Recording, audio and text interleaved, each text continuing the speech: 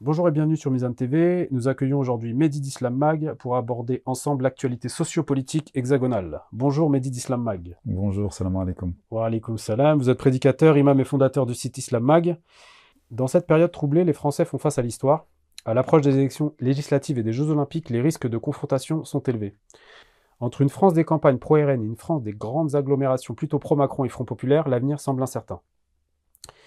Le RN annonce des mesures qu'on peut qualifier d'islamophobes comme l'interdiction du voile dans l'espace public, la fermeture des établissements musulmans, la restriction de la nourriture halal. Comment voyez-vous la situation si ce parti remporte les élections?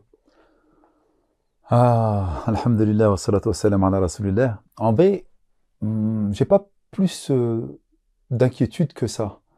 Lorsqu'on regarde politiquement parlant ce qu'avait fait déjà le couple Hollande-Valls, et lorsque je regarde ce qu'a fait dernièrement le président Macron avec les lois séparatistes, avec la dissolution de CCIF, la dissolution de Baraka City, les fermetures d'écoles, les lois contre l'abaya, toutes ces choses-là. L'expulsion d'Hassan Hussein. L'expulsion de Hassan et Hussein, quand même, qui était quelqu'un de patriote. En tout cas, tous les musulmans le voyaient comme quelqu'un de patriote, qui aimait la France et qui mettait en avant la France. Lorsqu'on voit toutes ces choses-là, je me dis, ne sommes-nous pas déjà dans un environnement pro-RN, pro-Front National? Et depuis 2002 déjà, avec le face-à-face de Penn Chirac, il y avait déjà des tendances où la France avait le besoin de s'affirmer identitairement parlant. Confronter les communautés entre elles est beaucoup plus simple que de parler des vrais problèmes que touche notre communauté française, nationale. Je ne parle pas de communauté musulmane. Le chômage, l'insécurité, l'inflation, les problèmes socio-économiques, l'Europe, les guerres, la mondialisation. Tous ces sujets-là sont des sujets qui sont concrets, mais on n'en parle jamais. Qu'est-ce qu'il faut faire? Il faut toujours taper sur le musulman. Et donc, en fait, déjà en 2002, ensuite avec Macron, avec Le Pen, et là encore dernièrement, on a toujours eu en fait ces face-à-face où on nous parlait tout le temps du vote utile. Mais en réalité, moi je parle en tant que musulman, je me sens déjà oppressé dans ce pays par rapport aux différentes lois lorsque je regarde BFM, lorsque je lis les journaux. Lorsque je regarde dans mon quotidien, eh bien, ça va. Lorsque je suis dans ma banlieue, lorsque je suis dans les grandes agglomérations, on sent pas en fait cette islamophobie, on sent pas ce racisme. Peut-être justement dans la France rurale, dans la France profonde, il y a des musulmans qui vont sentir ce racisme et on a vu des vidéos ici et là qui montraient en fait qu'on en avait marre et qu'il y avait la détestation du musulman. Fomentée par quoi? Par les médias, par CNews, BFM, etc. Si je peux me permettre, Mehdi d'Islam Mag, vous êtes un homme. Oui. Et j'ai des femmes qui me disent qu'elles prennent des remarques parce qu'elles portent le voile dans la rue. Donc même en Île-de-France, certaines musulmanes subissent l'islamophobie. Je suis d'accord. Et pourquoi juste la femme? Moi aussi, je prends très souvent le TGV et les transports. Et des fois, j'ai mon chapeau, j'ai ma pilosité. Des fois, je me suis même en khamis. Et je vois le regard des obligeants. Et même parfois des femmes qui me laissent pas passer pour sortir du TGV ou qui me montrent en fait qu'elles sont agacées de ma présence. On sent ces regards appuyés, etc. On le sent sans aucun problème. Mais pourquoi, encore une fois, nous parler de vote utile? Pourquoi nous parler en fait d'être à un tournant historique? Le tournant historique, il a déjà été fait depuis pas mal de temps en Hongrie, il a été fait en Autriche, il a été fait en Italie, où on disait... Aux Pays-Bas aussi. Aux Pays-Bas, on disait, oh là là, lorsque l'extrême droite va arriver au pouvoir, il va se passer telle et telle et telle chose. D'ailleurs, le représentant du Rassemblement national disait qu'il allait faire en sorte que le voile ne soit plus sur l'espace public. Il est revenu hier ou avant-hier sur cette proposition, qu'il allait revenir sur les retraites. Il est revenu encore sur cette proposition. Il y a des lois qui sont peut-être locales, mais il y a des lois qui sont décidées au niveau européen. Donc le RN, il peut faire des propositions, d'accord, électorales, sans problème, pour pouvoir attirer un maximum d'électeurs. Mais comme disait Chirac, les promesses ne sont crues que par... ou plutôt, les promesses n'engagent que ceux qui y croient. Donc, à un moment ou à un autre, pourquoi avoir peur, justement, du Rassemblement national? Après, je dis ça, mais je le pense pas. N'est-il pas peut-être à un moment ou à un autre de se dire, laissons le Rassemblement national arriver au pouvoir pendant 5 ans, pendant 3 ans, peu importe, voir en fait qu'il va faire comme tous les autres partis d'extrême droite qui sont extrêmement faibles d'un point de vue économique, extrêmement faibles d'un point de vue financier et d'un point de vue politique pour enfin passer à autre chose. Parce qu'à chaque fois qu'on est en train de faire en sorte de proposer le vote utile, on se retrouve à avoir des personnes qui sont contre l'extrême droite, mais qui mettent les lois actuellement de l'extrême droite. Juste pour exemple. Et après, je finis sur ça. Parce que là, on peut me dire, ouais, mais c'est grave ce que tu es en train de dire. Rappelez-vous le débat entre Marine Le Pen et le ministre de l'Intérieur, Gérald Darmanin, où ce dernier disait à Marine Le Pen, vous êtes bien mollassonne sur cette question-là. C'était qui était de l'extrême droite et qui était d'un parti centriste? Là, on doit se poser des vraies questions. Là, aujourd'hui, donc les élections législatives qui vont advenir très prochainement, il y a un choix entre trois camps. Rassemblement national, qui a un très fort, qui a fait plus de 30% aux élections européennes, le camp du président Macron, centriste, et un camp plutôt du Front populaire à gauche. Donc les gens ont le choix entre ces trois camps-là. Vous dites que donc Macron a mis en place des lois qui étaient globalement Islamophobes. Islamophobes. Islamophobes, faut appeler un Donc terme. vous considérez que le vote utile ne se retrouve pas entre le Rassemblement national et Macron. Mais si les musulmans appelaient à voter le Front populaire, qui veut reconnaître la Palestine, qui a promu une politique moins islamophobe que les autres, voire contre l'islamophobie, n'est-ce pas justement un vote utile dans ce cas-là? On pourrait se poser cette question-là lorsque nous pensons qu'il y a un vote musulman. Là, si on me dit, ouais, il y a un vote musulman, là, cette question pourrait se poser. Mais il y a énormément de musulmans entrepreneurs qui sont plus proches, en fait, des idées libérales de la droite, parce qu'ils ont des salariés, parce qu'ils doivent payer des charges patronales exorbitantes, parce qu'ils doivent payer des salariés qui sont au SMIC, etc. Et donc, on parle d'un SMIC à 2000 euros, que ça pourrait les faire peur. Donc, il y a des musulmans entrepreneurs qui sont en rapport et qui ont une affinité avec les questions type d'ordre géopolitique comme la Palestine, mais qui ne vont pas se retrouver dans les questions, on va dire, économiques. Et donc, pour parler d'un vote musulman, c'est compliqué. Appeler les musulmans à voter pour tel ou tel parti, c'est compliqué. Moi, j'aimerais plutôt renverser la tendance et se dire que peu importe pour qui nous votons, que ça soit de droite, de centre ou du gauche, il faut à un moment ou à un autre que tous les partis puissent enfin parler aux musulmans et leur proposer des choses qui sont en rapport avec les musulmans. De la même manière que la France est une société plurielle, avec des idées plurielles et avec des tendances plurielles, les musulmans sont exactement de la même manière. Et donc plutôt de parler d'un point de vue économique ou géopolitique en pensant, regardez, nous allons vous promettre telle ou telle mosquée, ou nous allons vous promettre telle ou telle école, ou telle chose, aller au-delà des promesses électorales et de se dire, j'ai un dénominateur commun avec mes coreligionnaires musulmans et avec mes concitoyens, essayons de voir ce que vont me proposer dans mon identité de musulman par rapport à l'islamophobie ambiante, par rapport à tel sujet de société, dans le fait qu'on parle de liberté, égalité, fraternité. Or, ils sont en train de fracturer depuis nombre d'années cette fraternité qui est en France et de se dire qu'ils parlent d'abord aux musulmans, qu'ils parlent d'un savoir-vivre ensemble, qui va parler aux concitoyens, qu'ils soient croyants ou non-croyants, pour ensuite pouvoir m'impliquer dans le vote. Mais là, de dire qu'est-ce que vous conseilleriez aux musulmans, est-ce que même il y a un vote musulman? J'ai pas envie qu'on vende la peau de l'ours avant de l'avoir tué. Avant de pouvoir parler d'une même voix, est-ce que nous sommes déjà unis sur une même tendance? C'est une question que je pose. Au lieu de répondre, je sais que ça se fait pas de répondre à une question par une autre question, mais au lieu de répondre oui, il faut faire ci, oui, il faut faire ça, j'ai envie de dire c'est très compliqué. Alors pour répondre à votre question, je pense à titre personnel que c'est un peu plus nuancé. On l'a vu lors des élections de 2012 entre Hollande et Sarkozy, le vote, un certain dit vote musulman a peut-être fait pencher la balance en faveur de Hollande.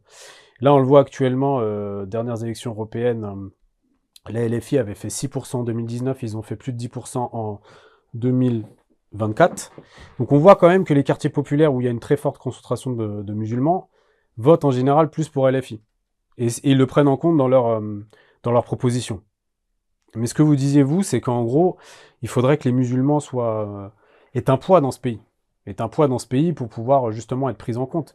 Mais là, n'ont-ils pas l'occasion justement de montrer qu'ils peuvent avoir un poids? Et faire pencher la balance dans le sens qui défendrait un peu plus leurs intérêts. Avant qu'ils puissent avoir un poids, effectivement, ils ont un poids, mais c'est pas que les musulmans. On regarde que dans les fortes agglomérations, parisiennes, marseillaises, lyonnaises, etc., c'est LFI qui gagne. Mais LFI, ou même dans les grandes agglomérations, ça n'a que très peu de poids. La France rurale vote complètement à droite, voire même à l'extrême droite. Et il y avait un schéma qui était très intéressant, qui avait été proposé par le Parisien, où il montrait en fait que dans les zones rurales, et c'est là où il y a le plus de votes, et c'est là où il y a les anciens, et il y a ceux qui participent justement au jeu électoral, qui votent à majorité droite et extrême droite. Et même si dans les grandes agglomérations et dans ces banlieues, on votait LFI, bah, ça reste une minorité. On dit qu'en fait que les jeunes doivent voter, qu'ils doivent participer en fait au vote. Mais en réalité, je regardais à Aubervilliers ou même à Marseille, etc.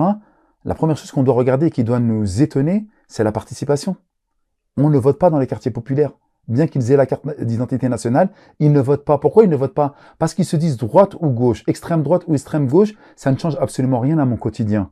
Donc avant de pouvoir les impliquer au moment des législatives, au moment des présidentielles ou même des municipales, essayons déjà de les impliquer dans la vie quotidienne. Mais lorsqu'on leur fait moult promesses et qu'à la fin, ils ont toujours les mêmes problèmes dans leur quartier, chômage, exclusion, drogue, meurtre, comment dirais-je, marginalisation dans la société, ils se disent mais pour qui je vote et pourquoi je devrais voter?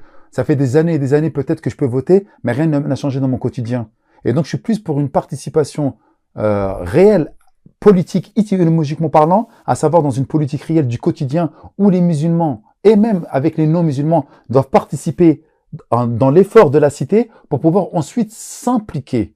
Parce que si on doit venir simplement se réveiller que dans les échéances électorales, ça va pas changer la donne. Il faut pouvoir justement travailler sur le quotidien dans une sorte de militantisme citoyen. Hein. Je parle pas de parti ni quoi que ce soit, mais de montrer en fait que nous, les musulmans, nous sommes une valeur pour ce pays, avec nos concitoyens non musulmans, et que nous servons en fait le savoir-vivre ensemble pour pouvoir ensuite s'impliquer. Parce qu'on peut pas simplement venir nous dire ouais tous les 5 ans ou tous les 7 ans, ou nous dire ouais voilà il y a une échéance électorale, bien il faut que tu viennes voter.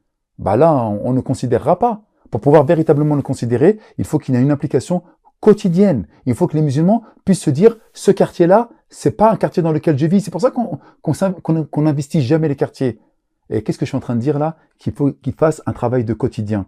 Mais ce travail de quotidien, c'est un travail qui demande résilience, endurance et patience. Et est-ce que les gens sont prêts à faire cette chose-là? Je ne sais pas. Ils sont en train d'agiter le chiffon du communautarisme, donc de l'islam, pour cacher les véritables problèmes de la société. Et ça, c'est pas simplement en France, c'est partout dans le monde. C'est aux États-Unis. Partout dans le monde, on agit toujours soit par les peurs, le communautarisme, le terrorisme islamiste, les problèmes comment dirais-je, des migrants qui viennent à telle une vague venir engloutir l'Europe, etc. Faire peur, ça ne permet d'inhiber justement tout effort de réflexion. Et donc, lorsqu'on dit RN, ou lorsqu'on parle de Bolloré qui est en train de justement, regarde, dans toutes les émissions, toutes les chaînes d'information continue ont une seule et même voix, à savoir la promotion du RN. Lorsqu'on regarde Zemmour qui a été multiple condamné par rapport à justement à comment dirais-je, à incitation à la haine, etc., raciale, etc., bah lui, on continue à l'inviter, sans problème. Et pourtant, jamais on n'aurait fait ça avec quelqu'un d'autre qui avait été également eu la même peine.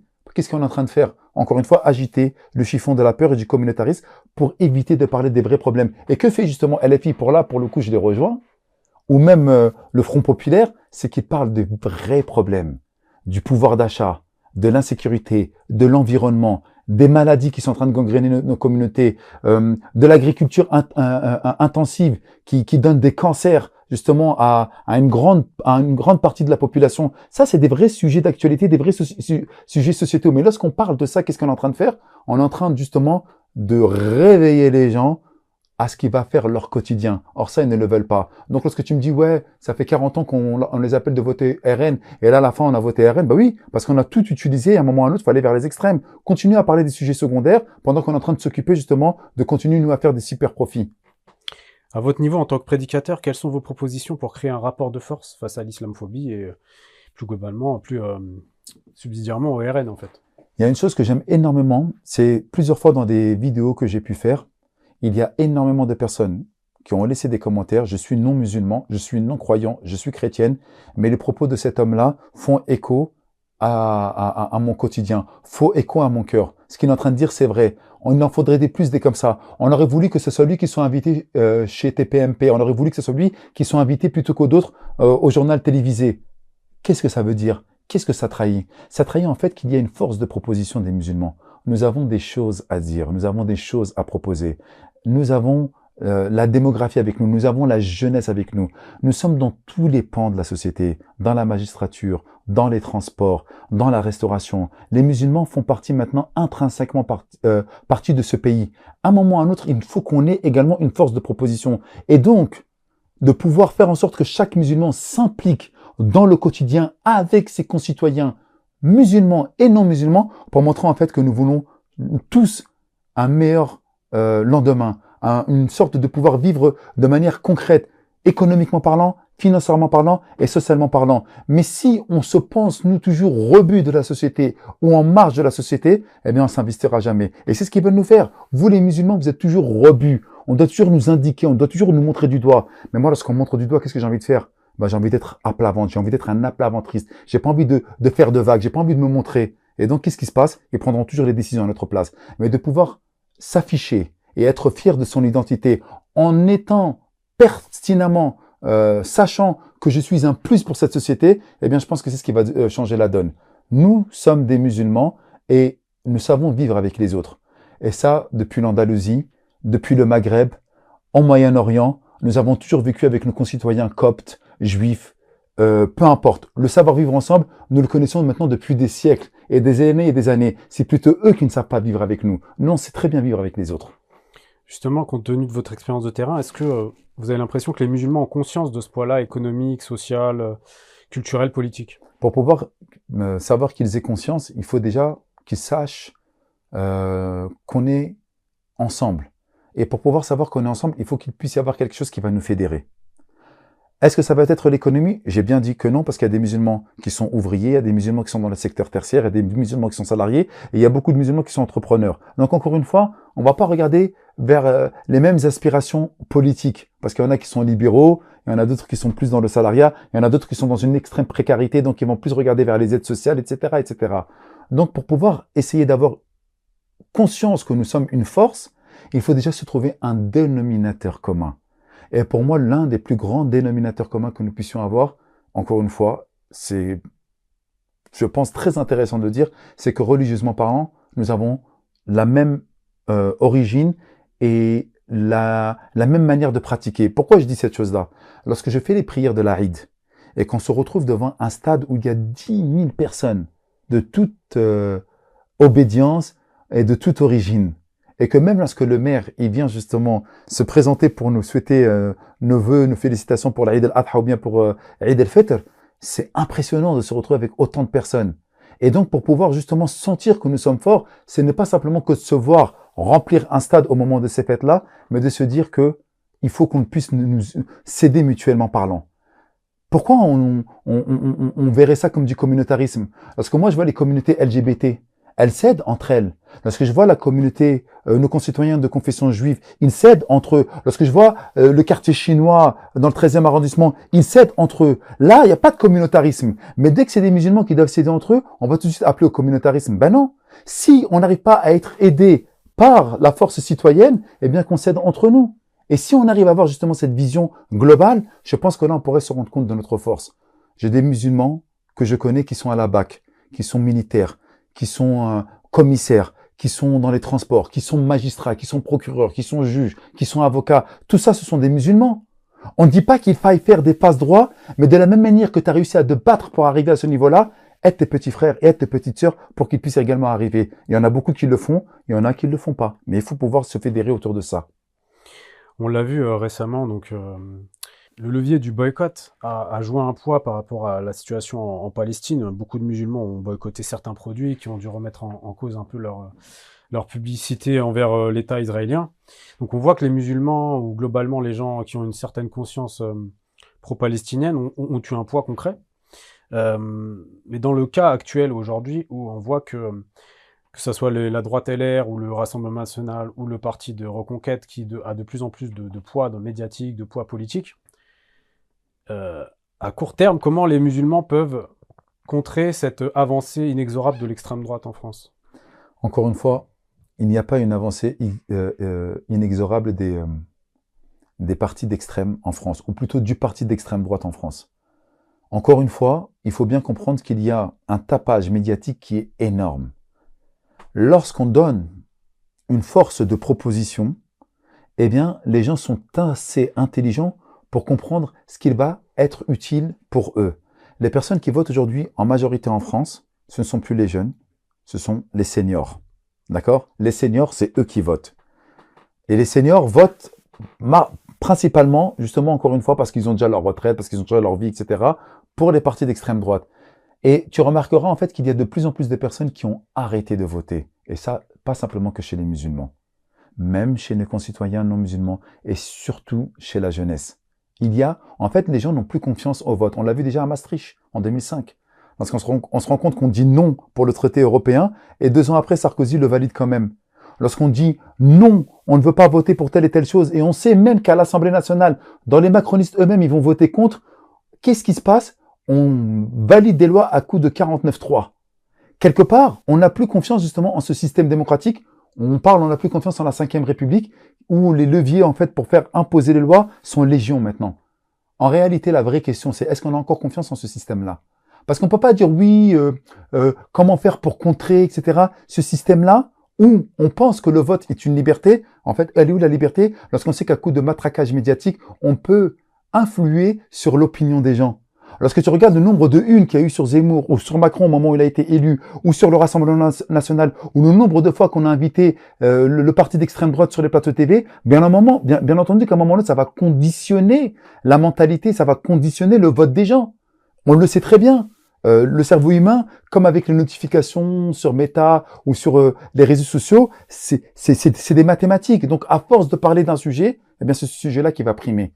Donc là, encore une fois, de parler de vote, je ne sais pas si c'est réel ou on pense que le vote, c'est la solution à tout. Le vote est une solution d'un tout.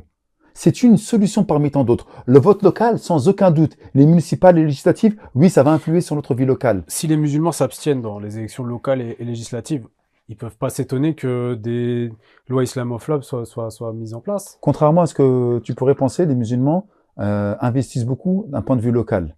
Parce que c'est le maire, c'est le député qui va faciliter et les aides et les constructions des mosquées, des associations, etc., etc. Donc, d'un point de vue local, le vote est primordial pour ne pas dire même obligatoire. Ensuite, pour le vote national, les savants divergent. Il faut aller prendre vers le moindre mal. Entre la peste et le choléra, il faut faire celui qui fera le moins de dégâts. Et là, c'est vraiment entre la peste et le choléra. Parce qu'il y a du bon dans un, et il y a du mauvais dans l'autre, et il y a du bon dans l'autre et du mauvais dans l'un. Et ça, c'est une réalité. Macron a mis en place des lois qui sont islamophobes, comme on le disait au début. Le RN, ce qu'il veut faire, c'est pire que Macron. Ah bon? Par exemple? Interdire le vol sur la voie publique? Aujourd'hui, il y a à peu près 70 écoles musulmanes Interdire l'abattage rituel? Ce qu'ils ont dit, c'était que ils ont reculé en disant qu'il fallait que ça soit étourdi. Même la viande importée devrait être étourdie. Okay. Il y a des avis islamiques qui disent que ce n'est pas halal. C'est des promesses de campagne. Est-ce qu'ils peuvent interdire tout signe religieux sur la voie publique? Donc ils devraient interdire également la kippa. Le Rassemblement national a été fondé par des gens très bien. recommandables. Est-ce qu'ils vont interdire la kippa? Est-ce qu'ils vont interdire l'abattage rituel également pour nos concitoyens juifs cachers? Est-ce qu'ils vont interdire toutes ces choses-là? Si demain ils interdisent le voile, qu'est-ce qu'on fait? Est-ce qu'ils vont pouvoir interdire le voile? Combien de fois la France elle a été condamnée à la CDE? Combien de fois la France elle a été interdite à la Cour européenne des droits de l'homme? Combien de fois? D'accord? À un moment ou à un autre, en fait, on pense que... Mais s'ils ferment toutes les écoles musulmanes privées, s'ils ferment les boucheries halal ok, j'arrive. Déjà, ils vont pas fermer les boucheries halal. Ils peuvent pas fermer les boucheries halal. Pourquoi? Parce que... Les écoles musulmanes privées. Les écoles musulmanes, on en a combien en France? 70. Une dizaine?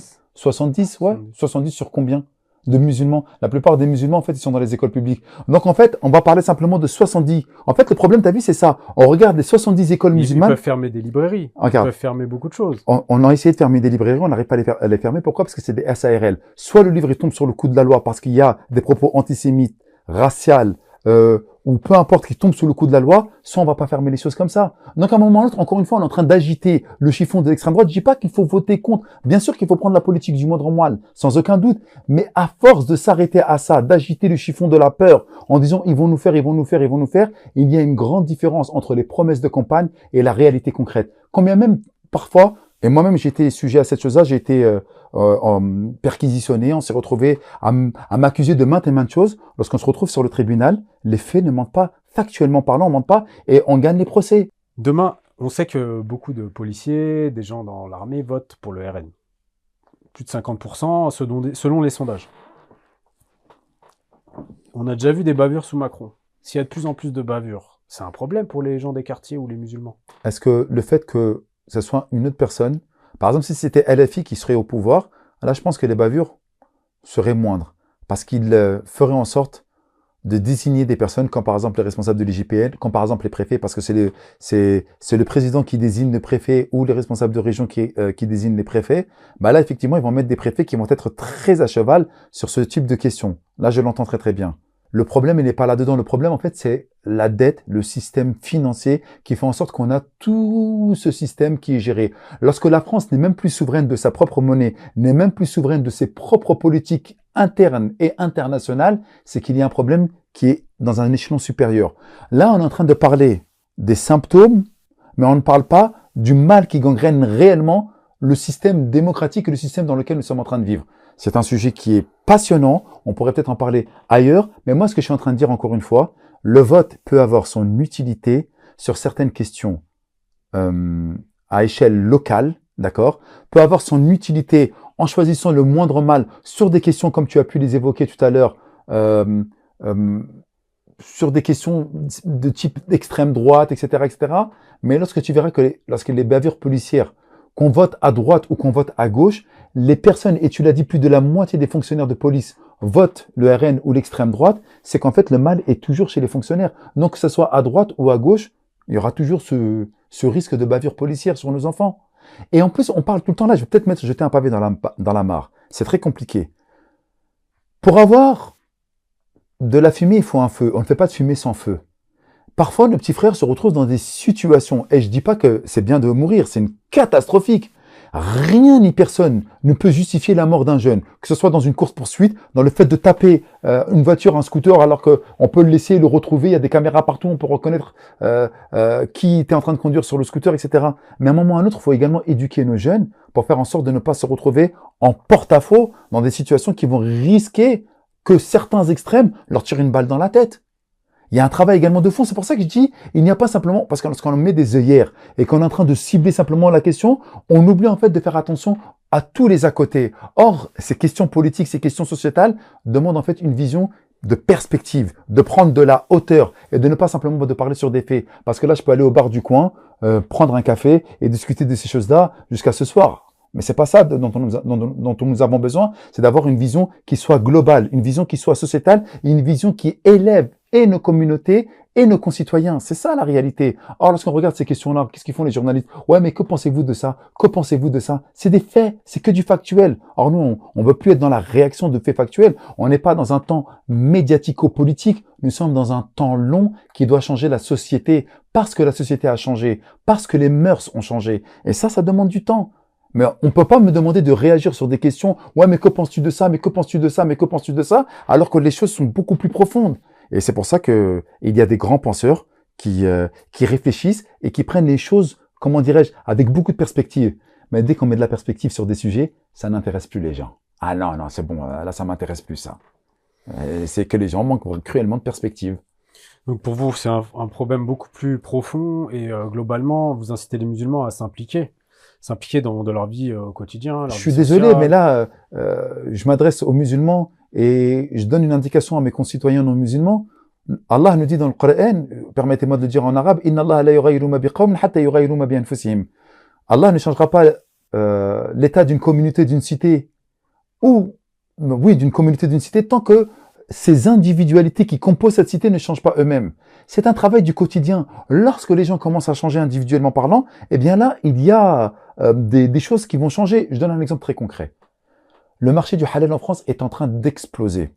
Pourquoi? Parce que maintenant, les gens, même s'ils sont foncièrement croyants ou pas croyants, ils veulent consommer halal. C'est d'une manière, pourquoi? Parce que, ouais, maintenant j'ai envie de consommer halal. Eh bien, il y a même maintenant des restaurateurs non musulmans qui proposent du halal certification AVS et Shahada. Pourquoi? Pour justement attirer une clientèle. Et donc, l'effort, il est également économique et financier. Pourquoi aujourd'hui, on voit des agriculteurs qui disent, attention, ne touchez pas à Eid al-Adha, parce qu'il y a plus de je ne sais combien de têtes de bétail qui sont égorgées en France, et donc une manne économique extraordinaire pour nos agriculteurs français qui élèvent du bétail par rapport à la communauté musulmane. Pourquoi on se retrouve à avoir du halal dans les rayons de supermarchés ou dans la période de Ramadan, etc.